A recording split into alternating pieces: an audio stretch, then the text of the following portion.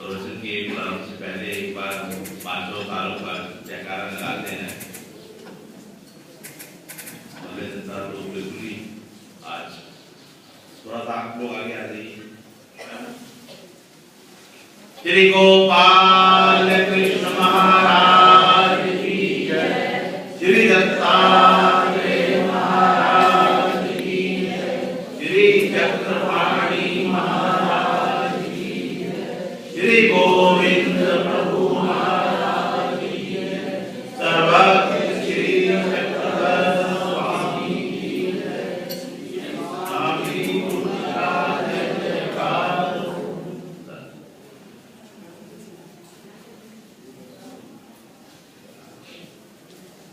हम सब जब इस पंथ में प्रवेश करते हैं तो जो पहले मुख्य बातें आपको बतलाई जाती हैं वो दो हैं। एक, जो शब्द व्यसन है उनसे किस तरह अपने आप को दूर रखना है, और दूसरा ये कि हमारी जो अपनी पूजा की विधि है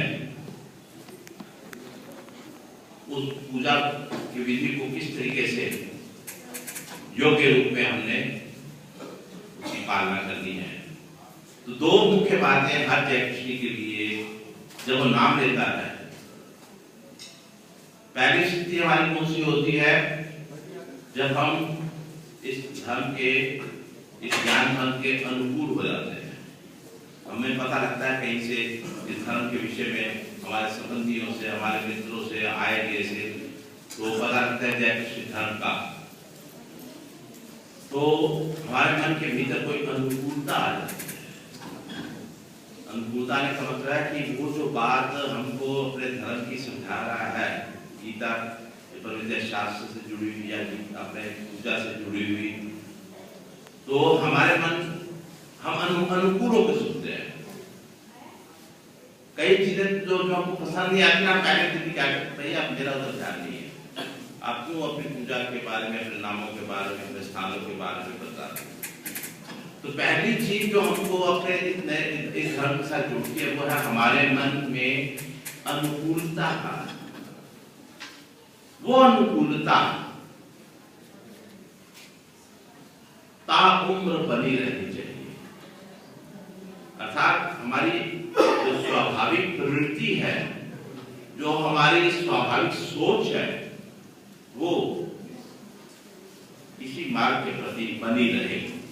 तो शुरुआत होती है अनुकूलता से, फिर अनुकूलता से क्या होता है कि हमारी रुचि जागती है, उत्सुकता होती है कि हम छोड़ जाने धर्म के बारे में। फिर हम यहाँ आते हैं मंदिर में, किसी साधु महात्मा से, किसी ज्ञानी से कुछ जानकारी और लेते हैं, और सेकंड फिर हमारी स्टेज आ जाती है नाम लेने, तो हम नाम धारण करते हैं।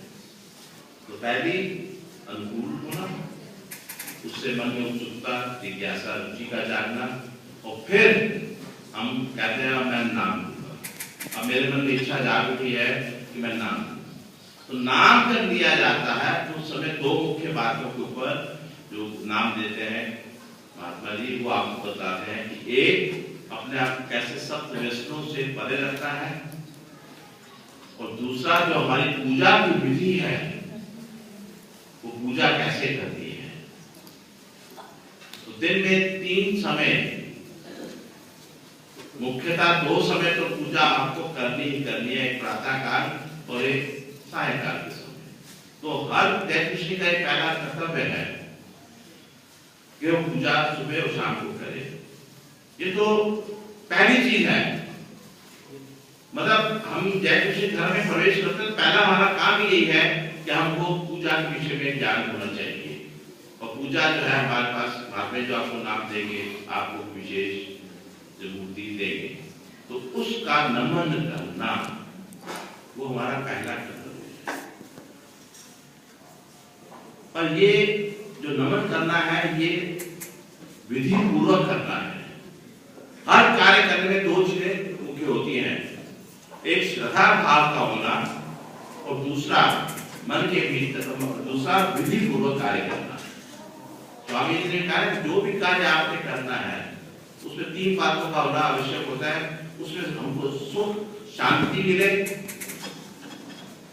किसी का उसे भला हो, और तीसरी बात ये कि जो भी कार्य किया जाए वो श्रृंगार के अर्थात विधि पूर्वक हो। सुख, श्रेय और श्रृंगार, कोई भी हम काम करें तो उसकी ये 3 कसौटियां मानी गई है कि जो हम काम कर रहे हैं उससे मेरे को सुख मिल रहा है कि नहीं, मेरे मन को शांति मिल रही है कि नहीं, और जो दूसरे जो हैं उनको भी इससे सुख शांति प्राप्त हो रही है कि आप जीवन में भी इस चीज को लागू कर सकते हो। धर्म में तो ये है ही है, जीवन में भी जब भी हम कोई कार्य करें तो देखिए उससे किसी को कष्ट तो नहीं हो रहा, चाहे हम पूजा भी क्यों ना कर रहे हो। घर में मान लीजिए पूजा करते हैं तो थोड़ा सुबह के समय तो ऊंची ऊंची घंटियां बजाना, ऊंची ऊंची आरतियां गाना, ऊंचा ऊंचा इस तरीके से लाइटें जला देना कि जो दूसरे जो जिन्होंने नहीं पूजा करनी है, जो अलग है, उनको परेशानी हो, किसी को कष्ट हुए, ऐसा नहीं करना। तो सुख मिलना चाहिए हर कार्य में। तो ऐसे जब हम पूजा करें तो मुख्य बात हमें यह कि हमें सुख शांति की अनुभूति होनी चाहिए, मन को बड़ा अच्छा लगे। तो जो कार्य हम करें मन को अच्छा लगे तो उसके लिए कार्य ढंग से होगा तभी अच्छा लगेगा ना, तभी मन को खुशी मिलेगी। जल्दी जल्दी में कर दी, बेध्याने कर दी, घबराहट पड़ी हुई है, एक जैसे मैं 5 विशेष बातें पे लगाने हैं वो है दिमाग में, तब सुख की आप सोच कर। वैसे तो देखो जो हमारे विशेष है, जो नागा के पाषाण, पर इनकी क्या खासियत है? इनकी 2 मुख्य खासियतें हैं। एक कि प्रत्येक विशेष और प्रसाद जो हमारे हैं वो परमेश्वर अवतार द्वारा संबंधित है, उनका स्पर्श दान पाया हुआ है, संबंध दान पाए हुए हैं। जिस शिला पर स्वामी जी भोजन ग्रहण करते थे, निद्रा ग्रहण करते थे, या अपना निरूपण करते थे ज्ञान का, कोई शिला होती थी, पाषाण होते थे, उस समय को ये तो आसन बने होते हैं। और अक्सर हमारे स्वामी जी तो जब भी भक्तों को निरूपण करना होता था, रोमे ग्राम में काम होते तो बाहर ले जाते थे गोदावरी के तट पर, तो वहीं किसी शिला युक्त शिला पर बैठकर वो अपना ज्ञान का निरूपण करते थे। तो ये वहीं से है, परमेश्वर का स्पर्श संबंध मिला हुआ है, संबंध दान पाए ये पदार्थ है। और जिन पदार्थों को परमेश्वर अवतार का संबंध देते हैं उनमें अपनी प्रसन्नता इस रूप में, माया शक्ति के रूप में, कृपा शक्ति के रूप में उसे निक्षेपित कर देते हैं, निक्षेपित हो जाती है।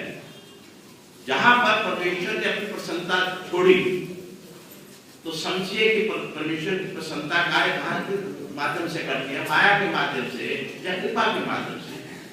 तो इन विशेषों में, इसलिए का नाम विशेष, ये अलग चीज, ये सामान्य नहीं है।